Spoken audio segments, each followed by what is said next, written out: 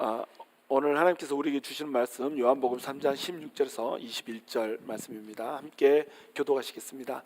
하나님이 세상을 이처럼 사랑하사 독생자를 주셨으니 이는 그를 믿는 자마다 멸망하지 않고 영생을 얻게 하려 하심이라. 하나님이 그 아들을 세상에 보내신 것은 세상을 심판하려 하심이 아니요 그로 말미암아 세상이 구원을 받게 하려 하심이라. 그를 믿는 자는 심판을 받지 아니하는 것이요 믿지 아니하는 자는 하나님의 독생자의 이름을 믿지 아니하므로 벌써 심판을 받은 것이니라. 그 정죄는 이것이니 곧 빛이 세상에 왔으되 사람들이 자기 행위가 악함으로 빛보다 어둠을 더 사랑한 것이니라.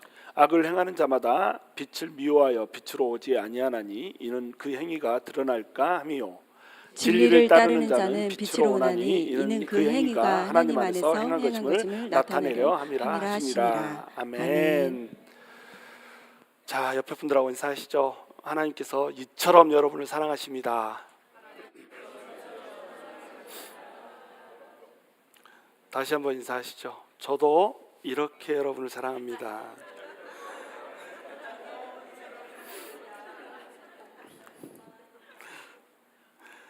자, 이렇게 사랑했다 제목을 함께 묵상할 수 있도록 하겠습니다. 16절 하나님이 세상을 이처럼 사랑하사 독생자를 주셨으니 이는 그를 믿는 자마다 멸망하지 않고 영생을 얻게 하려 하심이라. 보고 읽는 것도 민망하죠. 이거 모두 외우는 주일학교 애들도 다 외우고 예수 믿지 않는 사람도 외우는 그런 구절이 바로 요한복음 3장 16절입니다. 요한복음 3장 16절은 마치 양파의 가장 깊은 속 이렇게 저는 표현하겠어요. 이게 그 하나님의 은혜라는 거 하는 게 벗기고 벗겨도 계속 나오지 않습니까? 그래서 은혜를 벗겨내고 또 벗겨내고 가장 끝에 벗겨내고 나서 남는 한 속이 있다. 이러면은 뭐예요? 요한복음 3장 16절이 되는 겁니다. 이게 성경 전체의 핵심이고 성경 전체에서 얘기하고자 하는 것, 이것이 바로 요한복음 3장 16절이죠. 하나님이 세상을 이처럼 사랑하셔서 독생자를 우리한테 주셨다는 것, 그리고 그를 믿는 자는 누구든지 영생을 얻는다고 하는 것, 이 말씀만큼 소중한 말씀이 없습니다. 근데 하나님이 세상을 사랑한다 할 때 이 세상은 어떤 세상입니까? 이게 헬라어로는 이제 코스모스인데 코스모스는 어떤 세상을 얘기하는 걸까요? 물론 이제 모든 세상을 다 얘기하죠. 온 우주를 다 하나님이 창조하셨고 다 하나님이 사랑하십니다. 근데 여기서 얘기하는 이제 세상은 요한복음에서의 3장 16절에서의 세상은 죄악된 세상을 얘기하는 겁니다. 이 세상을 사랑하는데 이 세상은 죄된 세상이에요. 죄된 세상이라고 하는 것, 이것이 요한복음에서 다루고 있는 세상에 대한 개념입니다. 요한복음에서는 이 세상을 어떻게 보냐면 너희가 세상을 사랑하지 말라 이렇게 이제 얘기를 한단 말이에요. 그러면 여기서 이제 질문 하나 할게요. 여러분은 세상을 사랑해야 돼요, 안 해야 돼요? 세상을 사랑해야 됩니까? 근데 말씀은 또 세상을 사랑하지 말라고 그랬는데 세상을 사랑 안 해야 됩니까? 그러니까 세상을 사랑해야 되죠, 우리는. 근데 또 세상을 사랑하면 안 돼요. 이 세상에 단어는 같지만 세상이라고 말하는 그 개념이 틀린 겁니다. 그렇죠? 똑같이 세상이라고 말하지만 세상을 사랑해라 이 말은 무슨 얘기가 되겠어요? 세상에 있는 영혼들을 사랑해라, 하나님께서 지어주신 피조물들을 사랑으로 대하라, 이런 말이 되겠잖아요. 근데 또 세상을 사랑하면 안 돼요. 왜요? 이 세상에 있는 정욕들, 이 세상에 있는 탐욕들, 자기 유익만을 위해서 쫓아가는 이 세상, 이것을 사랑하면 돼요, 안 돼요? 안 된다는 겁니다. 그러니까 같은 세상이라고 하는 단어를 쓰지만 문맥상 전혀 다른 의미가 될 수가 있단 말이에요. 그런데 하나님이 세상을 이처럼 사랑하사 할 때 이 세상이라고 하는 세상은 어떤 세상이냐면 죄악된 세상인 겁니다. 도무지 사랑받을 자격이 없는 세상, 이런 세상인 거예요. 이 세상은 로마서의 용어로 의하면 불경건과 불의에 빠져 있죠. 불경건은 뭐라고 그랬어요? 하나님을 마음에 두지 않은 것, 이것이 이 세상의 죄악입니다. 첫 번째 죄악은 뭐예요? 불경건이에요. 하나님을 마음에 두지 않은 것. 이 세상에서 제일 큰 죄가 뭡니까? 하나님이 내 마음에 없는 거, 이게 제일 큰 죄예요. 왜 그러냐면 하나님께서는 이 세상을 창조할 때 내가 창조주고 너네는 피조물이다, 내가 너희의 남편이고 너희가 나의 아내다, 내가 너희의 사랑의 대상자고 너희는 나의 사랑의 대상자다, 서로 사랑하고 교제하려고 만들어놨거든요. 창조의 목적 자체가 그렇습니다. 근데 창조주의 목적에서 벗어나 버렸기 때문에 그게 가장 큰 죄가 돼버리는 거예요. 예를 들어서 내가 청소시키려고 청소기 로봇을 만들었는데 이 청소기 로봇이 자꾸 권투 로봇이 되겠다고 칙칙, 이것은 입에서 나는 소리가 아니야 막 이러고 돌아다닌다. 그러면 어떻겠어요? 이 이거는 창조의 목적에 맞지가 않는 거잖아요. 지가 권투선수의 꿈을 꾸건 말건 이거 자기 별도로는 뭐 죄가 될지 안 될지 모르겠지만 창조자인 내 입장에 봤을 때는 어때요? 내 목적에서 벗어나는 겁니다. 그러니까 이것은 사실은 가장 큰 죄가 되는 거죠. 가장 큰 죄는 뭐냐면 창조주가 인간을 지은 그 뜻에서 벗어나게 사는 거, 이것이 가장 큰 죄가 되는 거예요. 자, 그런데 이 세상은 자기 뜻대로 가려고 하는 세상이란 말이죠. 그것이 불경건이에요. 불의는 뭐냐면 자기 뜻대로 가려다 보니까 어때요? 다른 사람을 해치고 다른 사람을 공격하고, 그래서 이 로마서에서 나열하는 21가지의 죄악들, 그게 불의죠. 불경건과 불의의 죄악들, 이것들을 지었기 때문에 이 세상은 사랑받을 수가 없는 세상입니다. 이 세상은 결국은 멸망해야 되는 세상이고, 이 세상은 결국 지옥의 불구덩이로 떨어져야 되는 세상이란 말이에요. 그런데 이 세상이 사랑받을 만해서가 아니라 하나님이 사랑이시기 때문에 사랑하셨다는 겁니다. 이뻐할 만하니까 이뻐한 것이 아니라 이 하나님 본질 자체가 사랑이기 때문에 그냥 사랑했다는 거예요. 그래서 요한 1서 4장 8절에서 뭐라고 얘기하죠? 하나님은 사랑이심이니라, 이렇게 얘기하죠. 그리고 이제 8절 딱 더 지나가서 요한 1서 4장 16절에서 또 뭐라고 얘기합니까? 하나님은 사랑이시라. 하나님은 사랑이라는 겁니다. 하나님 자체가 사랑이세요. 하나님이 사랑이니까 인간한테 찾아와서 사랑받을 만하지 못한 사람들을 사랑해버린 겁니다. 그러면 이제 우리는 이런 얘기 할 수 있잖아요. 아니, 내가 왜 사랑받을 만하지 못해? 난 사랑받기 위해 태어난 사람인데. 누구한테? 하나님한테 사랑받기 위해 태어난 사람이란 말이에요. 근데 하나님의 창조의 목적에서 벗어나 버렸습니다. 그러니까 사랑받을 만하지 못한 존재인 거예요. 그래서 인간은 모두가 전부 다 불경건과 불의의 죄악 때문에 멸망의 길로 걸어가야 되는 이런 사람들인데, 우리 주님이 이처럼 사랑하사 독생자를 주셔버렸다는 거예요. 우리 주님께서 사랑받을 만하지 못하지만 여전히 사랑하시는 그 세상을 지옥불 가운데 내버려 둘 수가 없었던 겁니다. 멸망 가운데 내버려 둘 수가 없었던 거예요. 그래서 이 죄악 많은 세상을 구원해야 되겠는 거예요. 건지셔야 되겠는 거예요. 그런데 건지시려고 하면은 어떤 문제가 생겨요? 공의가 무너진다라고 하는 문제가 생기는 겁니다. 죄를 지었으면 죄의 삭은 사망이에요. 죽어야 돼요. 죽어야 되는데 무조건 너네를 살려버리겠다 이러면 뭐가 무너져 버려요? 하나님의 공의가 무너져 버리는 겁니다. 죄를 반드시 응징해야 된다라고 하는 하나님의 의로우심, 이게 무너져 버려요. 그러면 이제 방법이 뭐밖에 없습니까?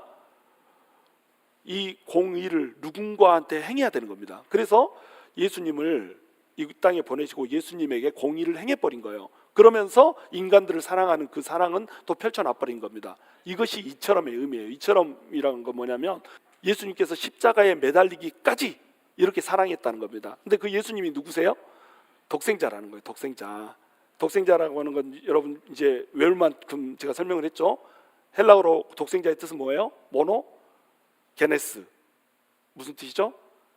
발생이 같다, 이런 뜻이라고 그랬어요. 발생이 같다라고 하는 것은 뭐냐면 하나님하고 발생이 같다라고 하는 겁니다. 어떤 사람은 우리 예수님이 피조물들 가운데 가장 먼저 난 자라고 하지 않았냐, 그러니까 피조물들 중에 하나고 가장 먼저 창조된 피조물이 아니냐, 그리고 나머지는 그 가장 먼저 난 자이신 예수님하고 같이 하나님이 창조한 거 아니냐, 이렇게 주장하기도 해요. 근데 그것은 틀린 얘기가 되는 거예요. 예를 들어서 여러분 이란선 쌍생아의 예를 제가 드렸죠.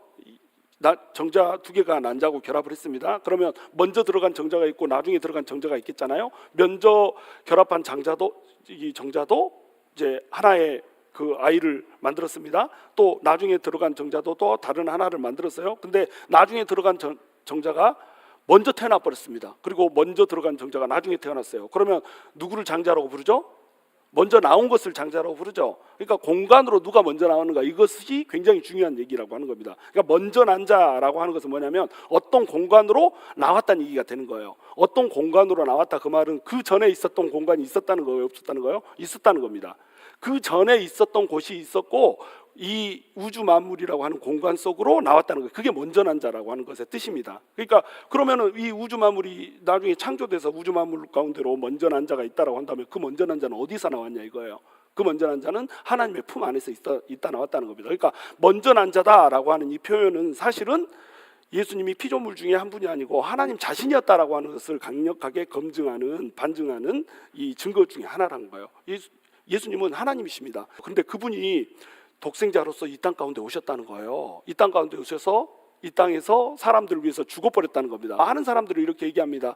하나님이 사랑이시라면서. 요한일서 4장 8절에서 하나님은 사랑이심이라, 4장 16절에서 또 반복해서 하나님은 사랑이시라 이렇게 얘기했다면서 왜 인간의 고통을 이대로 내버려 두세요? 왜 나만 이렇게 고통스러워요? 많은 사람들이 왜 나는 이렇게 고통스러울 수밖에 없는가에 대해서 하나님한테 항변을 합니다. 하나님이 진짜 사랑이시면 나를 이렇게 고통스럽게 내버려 두면 안 되잖아요. 왜 나를 이렇게 고통스럽게 내버려 두냐요? 그렇게 하면서 하나님한테 항변하되 어떻게 항변하냐면, 다른 사람들은 다 잘 사는 것 같은데, 다른 사람들은 다 이렇게 저렇게 막 꾸려가는 것 같은데, 나만 왜 이렇게 이상한 사람들 옆에 붙여주고, 나만 왜 이렇게 일이 꼬이고, 나만 왜 이렇게 병에 걸리고, 나만 왜 이렇게 힘든 일을 겪냐고 이렇게 하나님 앞에 항변을 합니다. 그런데 여러분, 나만 그런 거 아닙니다. 다 그렇습니다. 저 괜찮아 보이죠? 아이고 저 어제 아파갖고 죽는 줄 알았어요. 아파가지고 막 그렇게 내가 오래 자본 적이 없어요. 자고 일어나서 아프니까 또 자고, 아프니까 또 자고, 잠이 와서 잔 게 아니라 아픔을 잊으려고 자고 이렇게 했습니다. 내가 하나님한테 뭘 잘못해서 이렇게 아픈가요? 하나님한테 내가 이렇게 막 따졌을까요? 아니죠. 기도하면서 잠들었습니다. 주님, 이 아픔을 통해서도 하나님 뭔가를 느낄 수 있게 막 해주세요. 막 이러면서 내가 기도하면서 잠들고 막 이랬어요. 근데 그런 아픔들을 누구나 겪는다는 겁니다. 병 들어서 아픈 거 이거 빼고도 내 인생의 그 아픔들을, 인생은 고통의 바다이기 때문에 모두가 아픔을 견디면서 살아요. 근데 이 아픔은 뭐 때문에 왔어요? 사실은 인간의 죄 때문에 온 겁니다. 인간이 육신을 입고 있는 한 이 죄에 묶여 있기 때문에 모든 인간은 내가 특별하게 누구보다 더 죄를 지었고 더 덜 지었고 이거와 상관없이 이 죄의 열매로 우리는 죽음의 그림자를 지나가고 있는 거예요. 이 요한복음 3장 16절이 어떤 배경으로 주어졌습니까? 그 전에 누구 얘기가 나와요? 니고데모 얘기가 나오죠. 니고데모한테 자 거듭남의 비결을 얘기해 줬습니다. 영생에 관심이 있는 니고데모한테, 자 영생을 얻으려면 너는 거듭나야 돼. 다시 태어나야 돼. 어디로부터? 하늘로부터 다시 태어나야 되는 거야. 이제는 육신으로 엄마 뱃속에서 태어난 것이 아니고 하늘의 영을 받아서 성령으로 너희가 영적인 존재로 다시 태어나야 되는 거야. 이렇게 가르쳐 줬습니다. 그러니까 그것을 아무리 생각해도 이해를 못하는 거예요. 어떻게 영적으로 다시 태어납니까? 그것이, 그런 일이 어떻게 이루어질 수 있습니까? 이렇게 물어봤단 말이에요. 그러니까 예수님께서 뭐라고 합니까? 너희가 광야에서 노뱀이 들려진 것 같이 내가 인자가 들려지는 거 이것을 보게 되리라 이렇게 얘기해 주잖아요. 그러니까 광야에서 노뱀이 들려진 것처럼 예수 그리스도가 이 십자가로 딱 들려져 가지고 우리의 모든 죄를 사해 주는 거, 속해 주는 거, 이것을 보게 되면 여기다 너네 죄를 옮기라는 거예요. 너네 고통을 옮기라는 거예요. 너네 아픔을 옮기라는 거예요. 그러면 너희에게 구원이 오고 또 영원한 평화가 올 것이다. 이 얘기를 지금 해준 상황에서 이 얘기가 나오는 겁니다. 그러니까 많은 사람들은 자기의 고통의 근원이 무엇인지도 모르고 살아가요. 내가 왜 이런 아픔 속에서 살아가는지, 고통 속에서 살아가는지 이것도 모르고 살아가는 겁니다. 근데 이것이 뭐라는 거예요? 죄 때문이라는 거예요. 그리고 이 죄인들을 하나님께서는 사랑하시기 때문에 이 죄인들을 그대로 내버려 둘 수가 없었고, 이 죄인들을 살려주시기 위해서 예수 그리스도, 누구를? 곧 하나님 자신을 보내줬다는 겁니다. 그러니까 많은 사람들이 고통은 왜 오나요? 왜 하나님 나를 사랑하시면서 이렇게 고통을 주시나요? 막 이렇게 얘기할 때 모든 사람들이 나 인생에서 불뱀에 물려가지고 죽을 것 같아요. 왜 인생에 불뱀들은 허락하셨나요? 이 불뱀에 물린 독을 어떻게 해독해야 되나요? 막 이렇게 따지고 들어올 때 예수님께서 하시는 한마디 딱 있습니다. 뭡니까? 내가 너를 위해 죽었다는 거예요. 하나님께서 하시는 딱 한마디 있습니다. 내가 너를 위해서 죽었다는 거예요. 이거보다 더 강력한 증거가 있습니까? 하나님이 우리를 위해서 죽어줬다라고 하는 것보다 더 강력한 하나님의 사랑을 증명할 수 있는 증거가 있어요? 하나님은요, 우리를 이 세상에서 단 한 명 존재하는 것처럼 그렇게 사랑하십니다. 하나님 자신을 내어드릴 정도로 하나님 사랑하세요. 그걸 우리가 인간들이 모르는 거예요. 많은 사람들이 하나님이 우리를 사랑하면 뭔가를 줘야 된다고 생각합니다. 여러분, 사람 사랑해서 가난한 사람들한테 나가가지고 그 가난한 사람들을 사랑한다고 하면서 뭐 많은 걸 줄 수 있어요. 돈을 줄 수도 있고요, 물질을 줄 수도 있고 뭐 프리 허그를 줄 수도 있고요, 많은 것들을 줄 수 있습니다. 그런데 여러분, 생명을 줄 수 있겠어요? 생명을 줄 수 없습니다. 그것도 죄인들을 위해서 생명을 줄 수 있겠어요? 악인들을 위해서 생명을 줄 수 있겠어요? 어떤 사람이 살인했는데 살인자를 위해서 내 생명을 대신 내줄 수 있겠어요? 하나님의 생명이라고 하면은 인간의 생명과 가치가 비교가 될까요? 그런데 우리 하나님은 이 인간들의 모든 생명을 똑같은 가치로 봐버리고 모든 죄인들의 생명을 똑같은 가치로 보면서 가장 가치 있는 생명, 그 가치를 매길 수 없는 생명, 하나님의 생명을 우리한테 줘버린 겁니다. 그것만큼 하나님의 사랑을 드러낼 수 있는 증거가 있나요? 없어요. 그렇게 하나님이 사랑하시는 겁니다. 그러니까 이처럼 사랑하세요 이렇게 얘기한 거예요. 십자가에서 예수 그리스도를 내어주기까지 우리를 사랑하사 독생자를 주었다는 겁니다. 이는 그를 믿는 자마다 멸망하지 않고 영생을 얻게 하려 함이라. 그런데 사람들에게 왜 이 사랑을 주면서 예수님께서 십자가에 못 박혀 죽으셨는가? 사람들이 멸망에 도달하기 때문입니다. 이 멸망이라고 하는 것은 뭡니까? 둘째 사망을 얘기하는 거예요. 인간이 죄를 지면서 인간에게 세 가지 사망이 이르렀죠. 자, 1번 육체적인 사망, 2번 영적인 사망, 3번 둘째 사망, 이렇게 세 가지의 죽음이 이르렀습니다. 첫째 육체적인 사망이라는 건 뭐예요? 우리가 태어나자마자 이미 죽음을 향해서 달려가고 있습니다. 여기 있는 사람들은 장차 한 80년 후면 다 죽어 없어졌을 거예요. 하민아 미안하다, 90년으로 바꿀게. 90년에는 여기 제일 어린 우리 성도가 한 명 있어, 자고 있어, 새근새근. 90년 후면은 여기 있는 사람들은 모두 죽게 될 거예요. 죽지 않고 살아있을 사람 한 명도 없습니다. 제가 예언의 연사는 없지만 이건 예언할 수 있어요. 그렇죠? 인간에게 죽음이라고 하는 것은 피해갈 수 없는 숙명입니다. 그러니까 이게 육체적 죽음이에요. 태어나서 사는 것 같지만 사는 것이 아니야. 이미 죽었어. 그리고 영적인 죽음은 뭡니까? 하나님과의 단절이에요. 하나님의 음성을 들을 수도 없고, 하나님을 볼 수도 없고, 하나님을 느낄 수도 없고, 깨달을 수도 없어요. 이것이 영적인 죽음입니다. 그리고 이렇게 해서 인간이 살다가 육체가 죽고, 그냥 시간이 100년 지나서 다 죽고 나서 흙으로 돌아가서 소멸, 그러면 얼마나 좋아요? 근데 그것이 아니에요. 영으로 우리가 지어지는 순간에 이 영은 영원히 살게 되는 겁니다. 그게 문제라는 거예요. 영은 영원히 살기 때문에 우리 죽고 나서 이후의 삶 속에서 영원히 사는 그런 존재. 근데 영원히 사는데 멸망한대요. 그러면 어떤 것을 얘기합니까? 지옥불에 떨어진다는 걸 얘기하는 겁니다. 어떤 사람은 지옥이 없다고 그래요. 선하신 하나님이, 사랑이신 하나님이 지옥을 만들 이유가 없다 이렇게 얘기해요. 그건 지 생각이지. 성경은 뭐라고 얘기하고 있습니까? 지옥이 있다라고 얘기합니다. 성경 여기저기서 지옥에 대해서 제일 많이 설명하신 것이 우리 사랑이신 예수님이에요. 그게 아이러니입니다. 사랑의 정점이라고 할 수 있고, 사랑의 최애 정수라고 할 수 있는 우리 예수님이 가장 많이 지옥에 대해서 말씀을 하셨다니까요. 그리고 요한계시록 보면 지옥의 모양에 대해서 그대로 말하고 있습니다. 지옥 불 속에 들어가서 소금 튀듯이 막 번쩍번쩍 뛰면서 그 불 속에서 뜨거워하는, 타지도 않는 불 속에서 뜨거워하는 그 황충들의 모습으로 지옥을 그려놓고 있습니다. 지옥은 반드시 있고요. 이 지옥 속으로 모든 사람들이 자기 지은 죄 때문에, 자기 내면에 있는 죄성 때문에 들어갈 수밖에 없다라고 하는 거, 이것이 인간론이에요. 인간은 모두가 멸망 속으로 들어가고 있습니다. 근데 우리 하나님은 이 지옥 속으로 사람들을 내보내고 싶은 마음이 없으세요. 하나님이 공의이시기 때문에 죄인된 인간들을 어쩔 수 없이 지옥불로 보내셔야 되지만, 하나님의 마음속에서는 그것이 본심이 아니세요. 그래서 하나님이 사람들을 건지셔야 되겠는 겁니다. 그래서 우리 예수님을 대신 보내주셨다는 거예요. 우리를 대신해서 죽게 보내주셨다는 겁니다. 그래서 영원한 생명을 얻게 하고자 하셨다는 거예요. 근데 모든 사람이 영원한 생명을 얻는 건 아니에요. 누구만 영원한 생명을 얻을 수 있습니까?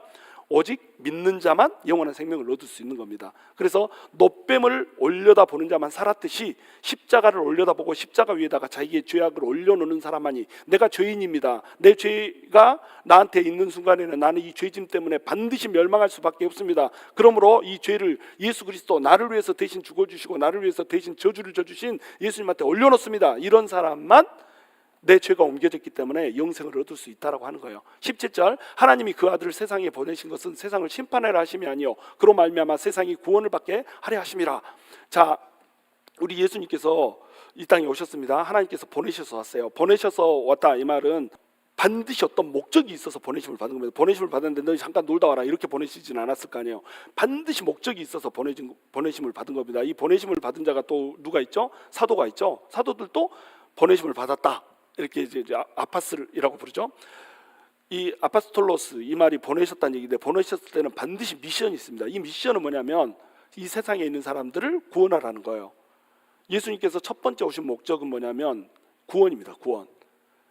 심판이 아니고 구원이라는 거예요. 우리 하나님께서는 이 세상을 심판하실 수 있어요. 예수님이 딱 바로 그냥 재림의 주처럼 그렇게 오셔가지고, 만왕의 왕으로 오셔가지고 이 세상을 전부 다 멸해버릴 수 있습니다. 그러면 이런 질문이 생기죠. 아니, 하나님께서 교제하려고 인간을 창조하셨으면서 인간을 다 이렇게 쓸어버리면 교제할 대상이 없게 되잖아요. 괜찮아요. 다 쓸어버리고 새로 만들면 돼요. 우리 주님께서는요, 재활용 안 하고 그냥 다 폐기하고 새로 만드셔도 됐습니다. 그런데 우리 주님께서 이 인간들을 사랑하고 이 피지세기를 사랑하시기 때문에 다 죽이지 않고 그저 살려두셔서 이 중에서 이 자기 죄를 모두 십자가 위에다 옮기는 자들에게 영원히 살 수 있는 권한을 주시고 영원히 하나님의 자녀가 되는 권한을 주셔서 함께 교제할 수 있게 길을 열으셨단 말이에요. 이게 우리 하나님이십니다. 그래서 첫 번째 오시는 예수님은 어떻게 오시냐면 심판하러 오시는 예수님이 아니라 구원하러 오시는 예수님으로 오시는 거예요. 그리고 우리 예수님께서 시간을 주셨습니다. 장차 다시 예수님께서 다시 오실 때까지 시간을 주셨어요. 초림과 재림 사이에 시간이 있습니다. 초림 때에 예수님이 오셨으니까 이때 이미 하나님 나라는 임했어요. 예수님이 오심으로써 하나님 나라가 임했습니다. 그리고 재림하실 때 하나님 나라가 완성될 겁니다. 아직 하나님 나라는 완성되지 않았어요. 근데 하나님 나라는 이미 왔어요. 우리는 어디에서 살고 있습니까? 지금 이미와 아직의 긴장 사이에서 살고 있는 거예요. Already but not yet. 그 긴장 사이에서, 그 텐션 사이에서 우리가 살고 있어요. 이것은 우리에게 주어진 기회의 시간입니다. 이 시간 동안에 우리는 예수를 믿어서 영원한 생명을 얻을 수 있는 기회를 얻은 것이고요. 또 영원한 생명을 얻었다면 이 시간 동안에 우리는 빛된 삶을 살아서 상급을 누릴 수 있게 되는, 상급을 얻을 수 있는, 취할 수 있는 시간을 얻은 겁니다. 그러니까 이미와 아직의 텐션 사이에서 초림 예수와 이 재림 예수의 그 사이 속에서 우리가 사는 이 시간은 어떤 시간이라는 거예요? 기회로서의 시간이에요. 썩어질 것으로 투자를 하고 썩지 않을 것으로 얻어내는, 썩어질 이 세상의 재리들과 재능으로 투자하고 썩지 않을 하나님의 영광으로 얻어내는 그 기회의 시간이라고 하는 거예요. 이 시간을 우리가 어떻게 보내는가, 이 시간은 너무너무 중요한 시간인 겁니다. 그래서 우리 주님께서 말씀하시는 거예요. 내가 아들을 세상에 보낸 것은 세상을 심판하러 가는 것이 아니고 세상을 구원하러 간 것이다. 구원해서 뭐 하려고요? 다시 내 아들, 내 자녀를 삼아서 영원히 하늘에서 살려고요. 그러면 이 세상이 지금은 구원받지만 나중에는 어떻게 된다는 거예요? 결국 주님이 재림하실 때는 심판 아래 내려지게 될 것이다. 그래서 예수님 쪽에 타는 사람은 살게 될 것이고 영원히 살게 될 것이고, 예수님이 아닌 다른 쪽으로 지금 내가 달려가고 있는 길을 타게 되면은 죽게 될 것이다. 그 말을 이제 18절에서 합니다. 우리 함께 있습니다. 18절. 그를 믿는 자는 심판을 받지 아니하는 것이요 믿지 아니하는 자는 하나님의 독생자의 이름을 믿지 아니함으로 벌써 심판을 받은 것이니라. 아멘. 자, 그를 믿는 자는 심판을 받지 않은 것이요 믿지 아니하는 자는 하나님의 독생자의 이름을 믿지 아니함으로 벌써 심판을 받은 것이라, 이렇게 얘기하고 있어요. 믿는 자는 심판을 받지 않는다고 얘기합니다. 자, 그래서 길이 갈려지게 돼 있어요. 모든 인간들은 지금 어떤 열차에 타고 있냐? 멸망 열차에 타고 있습니다. 모든 인간은 태어나면서부터 그 안에 있는 죄성 때문에, 원죄 때문에 멸망 열차를 타고 칙칙폭폭 죽음을 향해서 달려가요. 죽음의 선을 넘었습니다. 그러면 칙칙폭폭 하면서 둘째 사망의 길을 향해서 막 가고 있습니다. 지옥행 열차를 타고 막 가고 있어요. 칙칙폭폭. 그런데 여기에다가 이 이정표를 하나 만들어 놓은 거예요. 갈라서는 갈림길을 하나 만들어 놓은 겁니다. 예수 그리스도를 여기다 보내버린 거예요. 하나님의 아들을 보내셔서, 자, 이 길로 갈아타면 멸망길이 아니고 이제 이 천국행으로 갈 수 있어. 영원히 생명을 얻는 영생길로 갈 수가 있어. 딱 이렇게 해놓은 겁니다. 그래요? 그러면 티켓이 뭡니까? 티켓은 예수님의 피야. 이렇게 가지고 티켓을 준다는 거예요. 그래서 그러면 티켓을 살려면 얼마를 줘야 됩니까? 그랬더니 아니요, 공짜예요. 그냥 믿음으로 이것을 받으면은 공짜로 그냥 갈 수 있는 거야. 그래서 티켓을 줬습니다. 그 티켓을 믿음으로 받는 사람은 어때요? 열차를 갈아타는 겁니다. 천국행 열차를 갈아타는 거예요. 그리고 그 천국행 열차를 타고 쫙 가는데, 어떤 사람들은 이 천국행 열차를 타는 사람이 있고 또 안 타는 사람이 있고 막 이렇게 해요. 어떤 사람은 절대 타지 못하겠다는 거예요. 어떤 사람이 타지 못할까요? 이 말을 믿지 않는 사람들 타지 못하는 겁니다. 이 말을 믿지 않는 사람들의 다양한 종류들이 있어요. 이 당시 예수님이 오셨을 때 당시는 세상이 한 세 가지 종류로 나눠지는 거잖아요. 유대 세계니까 제일 처음에는 유대인들이 있습니다. 두 번째는 헬라의 문화권에 있으니까 헬라 이 문명권에 있는 사람들이 있습니다. 세 번째는 로마 제국하에 있으니까 로마의 그 세력권이 있습니다. 로마 사람들은 뭘 숭상했어요? 힘을 숭상했습니다. 헬라 사람들은 뭘 숭상했습니까? 지혜를 숭상했습니다. 유대인들은 뭘 숭상했습니까? 자기 의를 숭상했습니다.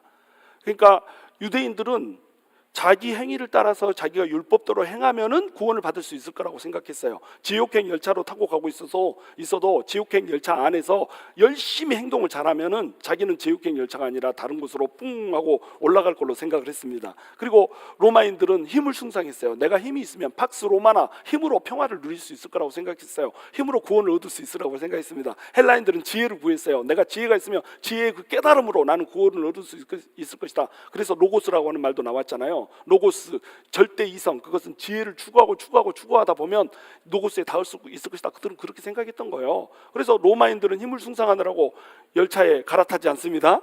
그리고 또 헬라인들은 지혜를 숭상하더라고. 십자가는 미련한 것이요 이러고 갈아타지 않습니다. 유대인들은 자기 의를 숭상한다라고 내 의로 뭐 구원에 이르는 것이 무슨 예수의 십자가 구원을 주냐 이렇게 하면서 갈아타지 않습니다. 그들은 어때요? 전부 다 멸망길로 가는 겁니다. 그 로마인들의 힘과 헬라인들의 지혜와 유대인들의 그 자기 의가 조합을 해가지고 만들어낸 게 뭐예요? 그게 십자가 아니에요. 로마인들의 그 힘의 권력과 그 헬라인들의 그 지혜와 그리고 유대인들의 그 자기의 이것이 합해져 가지고 예수님을 십자가에 못 박아 버렸습니다. 자, 또 그들의 그 죄악이 예수님이 이 땅에 오셔서 죽어지신 이유이기도 해요.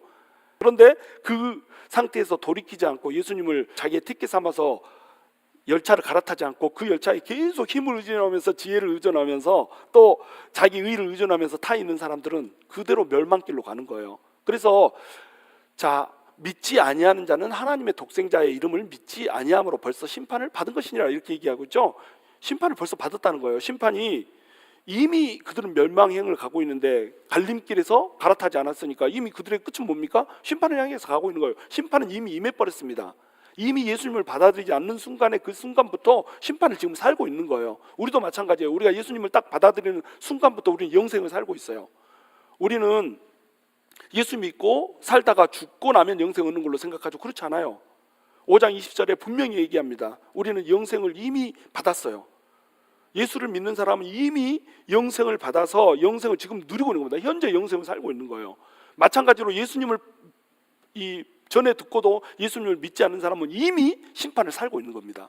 그렇게 갈라지는 거예요. 자, 그러면은 모든 죄들을 다 십자가에다 올려버리면 우리 영생을 이미 살고 있다면서 우리 괜찮게 살아야 되지 않습니까? 예수 믿지 않는 사람들이 훨씬 더 잘 살아야 되지 않습니까? 예수 믿는 사람들은 이렇게 좀 잡도 안 놓치고 또 뭐 사업도 잘 되고 막 이렇게 돼야 되지 않습니까? 우리 예수 믿는 사람들이 더 잘 살아야 되지 않습니까?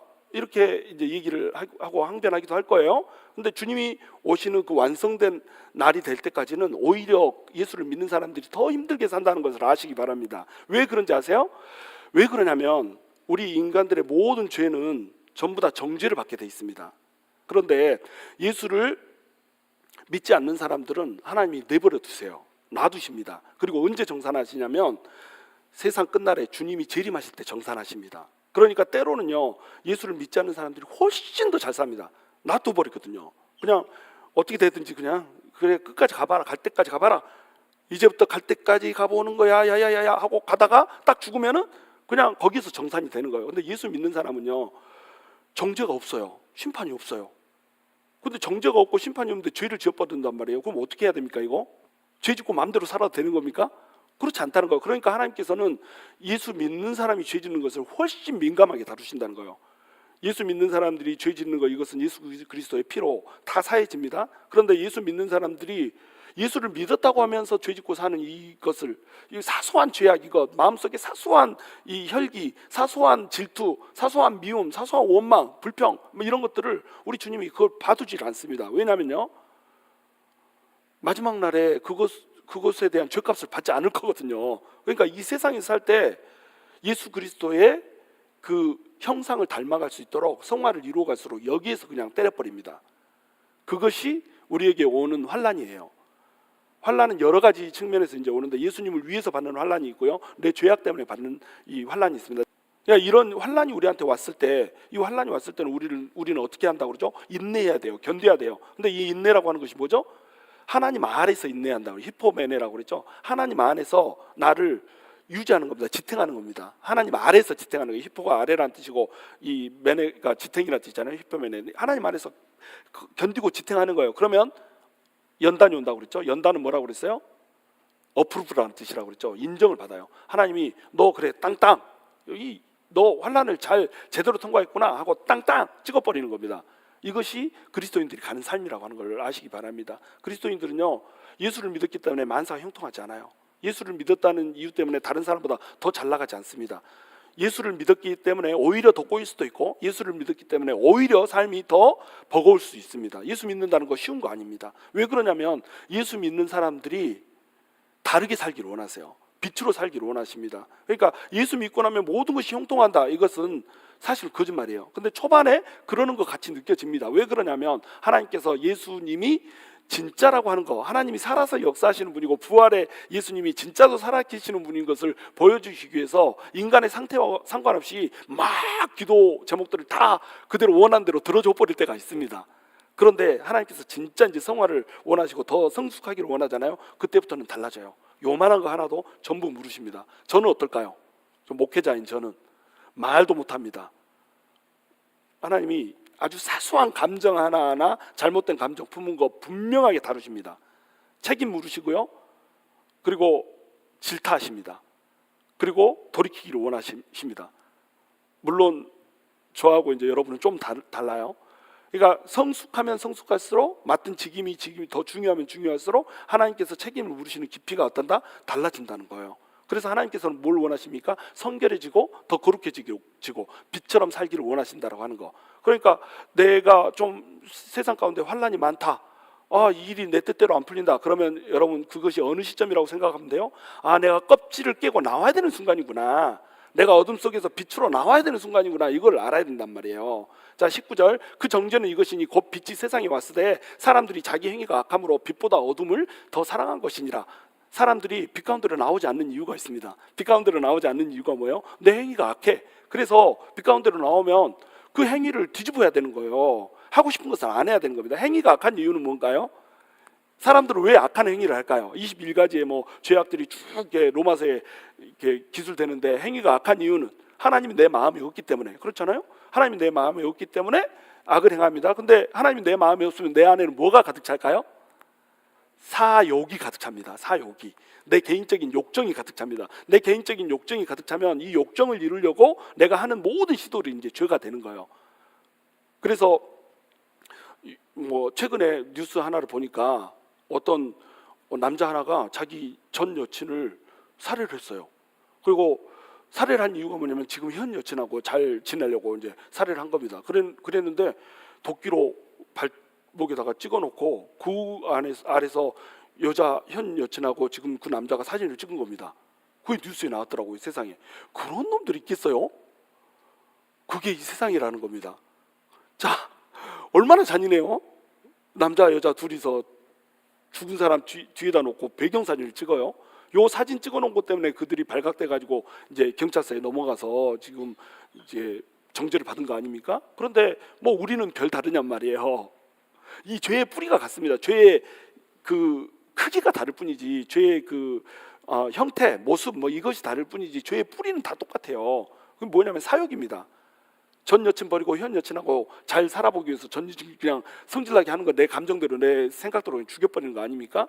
모든 사람들의 마음에 이 악이 들어있단 말이에요. 이 악이 내 사욕이라고 하느나 사욕을 채우고 싶어하는 이 악이 들어있다는 겁니다. 요것 때문에 사람들이 어디로 나오잖아요? 빛 가운데로 나오질 않아요. 이 시대의 이 배경이 뭐예요? 이 말씀의 배경이 예수님이 엎어버렸습니다. 뭘요? 성전을 엎어버렸어요. 자, 근데 성전 없는 얘기가 몇 번 나와요? 성경에? 한 번 나옵니까? 두 번 나옵니까? 두 번 나옵니다. 요한복음에 나오고 그 다음에 공관복음에 나오고, 공관복음에 나오는 얘기들은 어때요? 공생의 말년에 나옵니다. 3년째. 그리고 이 요한복음은 공생의 첫 해에 나와요. 그래서 내용이 되게 비슷하죠. 내용이 같으니까 어떤 사람들은 이거를 같은 사건이지만 그 목적에 의해서, 신학적인 목적에 의해서 요한이 앞에다 기술했다 이렇게 엉터리 같은 소리 하는 사람이 있어요. 세팅이 다릅니다. 세팅 자체가 달라요. 초반에 한 번 있었고 중간에 또 있었는지도 몰라요. 세 번째 예수님이 돌아가시기 전에 또 한 번 있었던 겁니다. 이게 무슨 얘기예요? 하나님께서 원하시는 성전은 이런 모습이 아니라는 거죠. 하나님께서 원하시는 성전은 하나님만을 성전하고 하나님만을 사랑하고 또 그 돈을 위해서 하나님을 이용해 먹지 않는 이런 성전을 원했다는 거예요. 그런데 이것이 예수님께서 갈아엎고 나서 이대로 지켜졌어요? 안 지켜졌어요? 안 지켜졌다는 겁니다. 그러니까 3년 후에 예수님께서 가봤더니 3년 후에도 성전에서 똑같이 비둘기 팔고 양 팔고 돈 바꾸고 이런 사람들이 똑같이 있는 거예요. 그러니까 똑같이 환전상 뒤집어 엎고 노끈으로 채찍 만들어가지고 이렇게 화내고 이렇게 하신 거 아닙니까? 똑같이 몰아내시고 이런 거 하신 거 아니에요. 무슨 말이에요? 사람들은 예수님께서 이것이 죄다, 이렇게 살면 안 된다라고 하는 것을 가르쳐 줬는데, 이것이 빛이야, 빛된 삶 속으로 이쪽으로 나와야 돼 가르쳐 줬는데 사람들이 이것을 수정하고 싶은 마음이 있어요, 없어요? 없다는 겁니다. 왜 그들은 수정하고 싶지 않았을까요? 수정하고 나면 삶이 괴로워지는 겁니다. 대제사장들 당장 뭐 성전세 안 받는다고 생각해 보세요. 당장 소, 양 거기에서 제사 드리는 거 뭐 자기들이 검역 안 한다고 생각해 보세요. 수입이 100분의 1로 줄어들어 버립니다. 부자로 떵떵거리고 살았는데 이제 땡전 한 푼 없는 그런 사람으로 살아야 되는 거예요. 당장 밥 먹을 것을 걱정하는 사람으로 살아야 됩니다. 환전상들 어때요? 돈 바꾸는 그 일로 먹고 살았는데 자기 직장을 잃어버려요. 잡을 잃어버립니다. 자, 여러분 같으면 어떻게 하겠어요? 그래도 하지 말라면 하지 말아야겠죠. 근데 그 사람들은 그것이 자기 사욕과 자기 사심과 연결이 돼 있기 때문에 그것을 버릴 수가 없었던 거예요. 자, 빛 가운데로 나온다라고 하는 것은 항상 뭐를 치러야 되는 거예요? 대가를 치러야 되는 겁니다. 우리 중에서도 그런 분들이 있어요. 이것은 하나님의 원하시는 일이 아니야. 그래서 그 일을 때려친 사람이 있습니다. 이게 빛 가운데로 나오는 거예요. 이 삶을 우리 주님이 책임질까요? 안 질까요? 주님 반드시 책임지십니다. 어떤 사람은 이것이 하나님이 원하는 길이야. 이것이기 때문에 내가 더 잘 나갈 수 있는 길이 있음에도 불구하고 이거 접어두고 하나님의 길을 택합니다. 제 얘기하는 거예요. 저도 세상으로 나가면 뭐 지금보다 몇 배 막 받고 떵떵거리며 살 수 있습니다. 그리고 하나님 일도 막 자유롭게 하면서 살 수 있어요. 평신도로 얼마든지 막 똑같이 지금처럼 열정적으로 일할 수 있습니다. 근데 하나님이 가라고 하는 길은 목회의 길이었어요. 너는 내 양들을 쳐라. 우리 주님이 뭐 이렇게 제사장의 그 목사 그 옷 있잖아요. 그거 입고 막 이렇게 내가 한번 딱 하고 이렇게 한 번 할 때마다 어두운 기운들이 막 흩어져서 날아가는 거 보여줍시다. 하라는 거 아니에요? 그래서 이 길 가는 거예요. 힘들지만 뭐 몸살이 나가지고 막 죽을 것 같고 막 금요일 날은 쓰러질 것 같더라고요. 토요일 날은 내가 무슨 말씀을 전했는지 기억이 안 나. 이럴 정도로 아파도 그 자리에 서 있잖아요. 왜요? 하나님이 가라는 길이니까. 이게 빛 가운데로 나오는 삶입니다. 빛 가운데로 나오는 삶은 항상 손해를 감수하는 거예요. 고통을 감수하는 겁니다. 나한테 행복만이 따르고 막 즐거움만이 따르고 이런 게 아니에요. 늘 고통이 따르고 감수해야 되는 지속적으로 몰려오는 풍랑의 도전들이 있습니다. 이 도전들을 뚫고 나가는 거, 그래서 쟁취하고 따내는 거, 이것이 하나님 나라니까요. 하나님 나라는 침노하는 자일 거예요. 그냥 앉아가지고 딱 하나님 나라가 몰려오면 딱 하나님 나라다야 동동 태평양에다 몸 띄워놓고 막 이렇게 튜브에 올라있는 그게 하나님 나라가 아니라니까요. 밀려오는 파도를 뚫고 지나가는 거라니까요. 이거 하나님 나라입니다. 빛 가운데로 나오는 거예요. 근데 빛 가운데로 나오지 못하는 이유, 나오려면 손해 나거든요. 나오려면 뭐 감수해야 되는 게 많거든요. 이러면은 계속 어둠 속에 있는 겁니다. 자, 20절, 악을 행하는 자마다 빛을 미워하여 빛으로 오지 아니하나니 이는 그 행위가 드러날까 하며, 행위가 드러날까 봐서 빛으로 나오질 않습니다. 계속 어둠 속에서 머물게 되는 거예요. 21절, 진리를 따르는 자는 빛으로 오나니 이는 그 행위가 하나님 안에서 행한 것임을 나타내려 함이라 하시니라. 진리를 따르는 자는 빛으로 나옵니다. 진리는 누구죠? 바로 예수 그리스도. 예수님이 은혜와 진리로 오셨어요. 내가 은혜를 준다. 공짜로 내가 너에게 구원을 베풀 거야. 그리고 이 구원은 절대로 깨지지 않아. 내가 곧 진리야. 진리는 변하지 않는 거지. 내가 주는 은혜도 변하지 않아. 이러면서 진리로 우리 예수님이 와버렸습니다. 그 진리를 붙드는 자는 어때요? 빛으로 나옵니다. 예수님의 빛 가운데로 나와요. 빛 가운데로 나온다는 거 무슨 뜻입니까? 내 행위가 다 드러난다는 걸 의미해요. 내가 예수님을 만나기 전에는요, 죄가 죄인지를 몰라요. 저도 예수님을 만나기 전에는 죄가 죄인지 몰랐어요.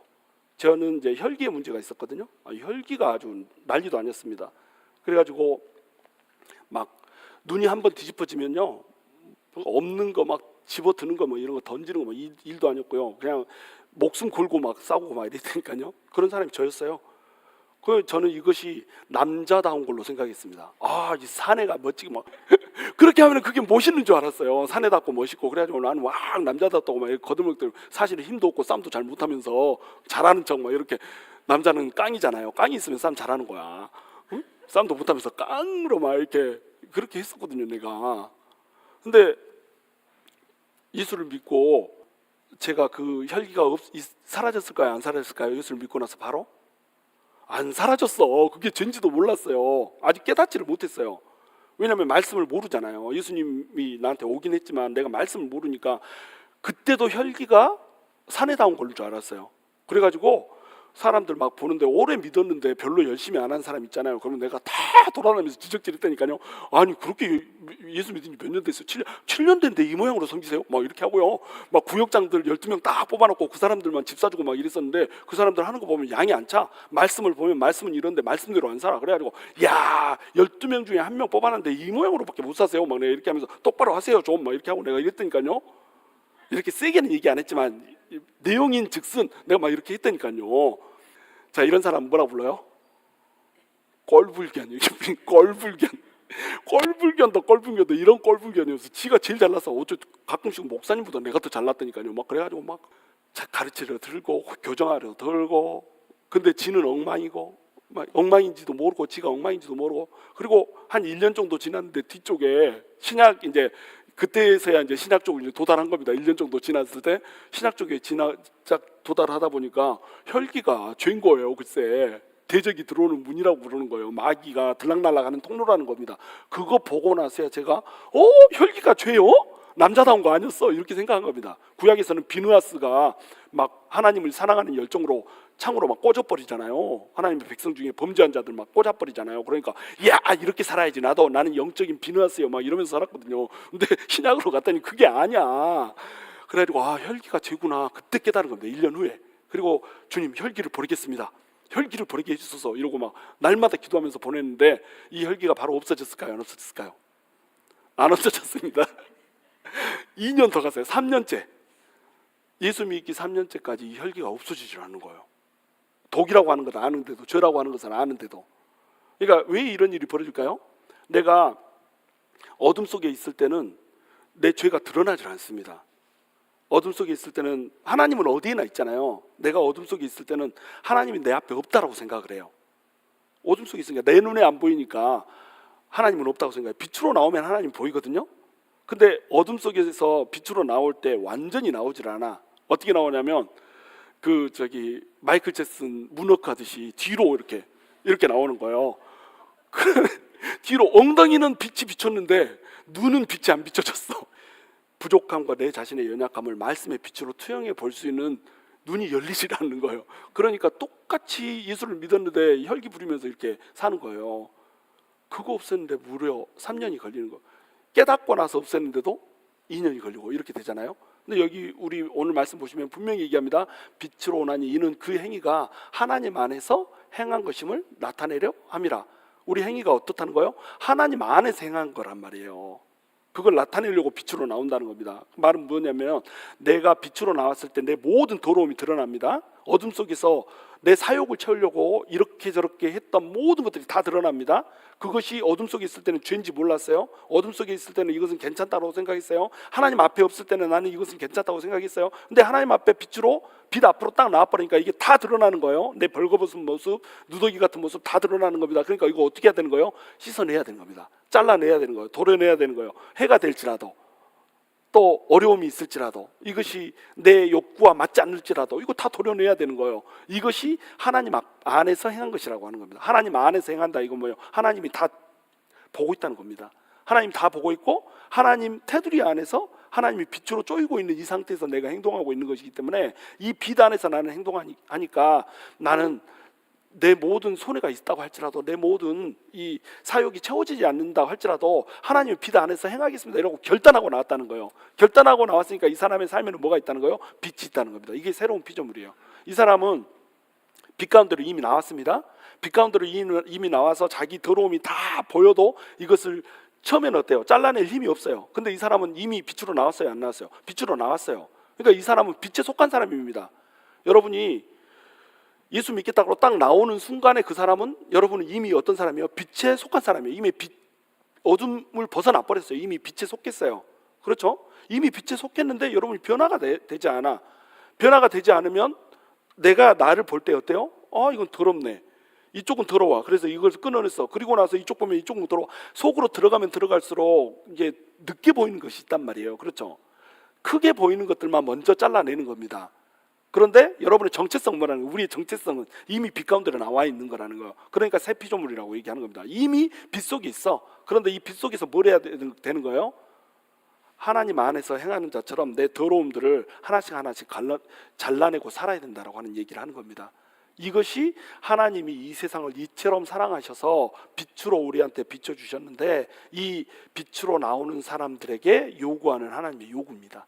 빛으로 나왔으니까 너는 빛에 있는 거야. 이제 어둠 속에 있는 사람들은 전부 어둠 열차를 타고, 그 사망 열차를 타고 멸망 열차를 타고 지옥불로 가는 거야. 근데 너네는 살았어. 너네는 빛에 탔거든. 너네는 빛의 열차를 탔고 생명 열차를 탔거든. 영생 열차를 탔거든. 너네는 살았어. 너네는 이제 천국으로 가는 거야. 하나님하고 영원히 가는 거야. 근데 그동안에 너네가 할 일이 있어. 이 빛의 열차 속에서 빛으로 비춰진 너의 더러움, 너네 연약함들, 부정함들, 이런 것도 어떻게 할 거야?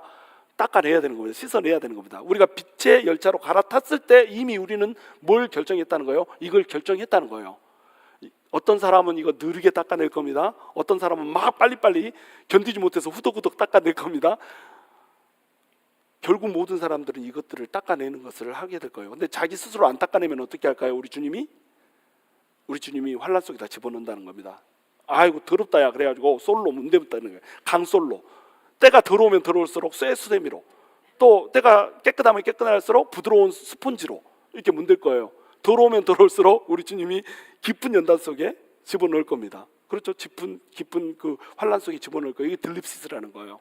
여러분, 그래서 예수 믿는 사람이 더 힘들게 살 수도 있다는 거예요. 그러니까 여러분이 삶이 힘든가 안 힘든가 이것과 상관없이 여러분 빛 속을 지금 걸어가고 있다라고 한 거. 비가 내리는 빛 속이 아니라 빛 속을 지금 여러분은 걸어가고 있다는 거. 그리고 여러분의 끝은 어디라고 하는 거? 바로 하나님의 영생이라고 하는 거. 이것을 여러분 기억하십시오. 이 사랑을 하나님께서는 우리한테 베풀어 주시기 위해서 독생자 예수를 준 거예요. 하나님 스스로가 우리 가운데 온 거예요. 사람들은 말합니다. 하나님이 사랑이시라는데 왜 이렇게 고통스러워요? 하나님이 사랑이시라고 하는데 왜 나만 이렇게 힘든가요? 하나님이 사랑이시라는데 내 삶에는 왜 이렇게 빛이 임하지 않는가요? 하나님 말씀하십니다. 이만큼 사랑할 수 있겠냐? 내가 나를 위해서 죽어버렸다. 이만큼 사랑할 수 있겠냐? 의인이 아니라 악인을 위해서, 선인이 아니라 죄인을 위해서 이렇게 죽어줄 수 있겠냐? 십자가에서 팔 벌리고 이렇게 얘기합니다. 내가 이만큼 널 사랑했다. 내가 이렇게 널 사랑한다. 우리 주님 말씀하세요. 그 사랑을 받고 여러분 빛 가운데 나오십시오. 주님 빛 가운데 나오시면 주님께서 그 강력한 빛으로 여러분의 모든 인생들을 쪼여주십니다. 빛 속에 이미 나왔음에도 불구하고 눈 가리고 몸뚱아리만 빛에 비춘 것처럼 이렇게 살고 있었다면 이제 눈을 여십시오. 눈을 여시고 그 빛을 명확히 보시고 그 빛에 비춰진 내 모습을 명확히 보시고 빛 대신 예수님을 바라볼 뿐만 아니라 빛 속에서 얼룩달룩 더럽게 물들어진 나를 보시고 나의 부정함, 나의 정결하지 못한 모습 다 닦아내시고 정말로 예수님의 빛된 자의 삶으로 살아내겠다 결단하십시오. 그 사람의 삶 속에 하나님께서는 빛이 되시고 더 이루말할 수 없는 강렬한 빛으로 여러분들을 인도해 주실 거라고 하는 거, 이것을 믿고 나아가는 은혜가 주님 가운데 있게 되기를 주님의 이름으로 축원합니다.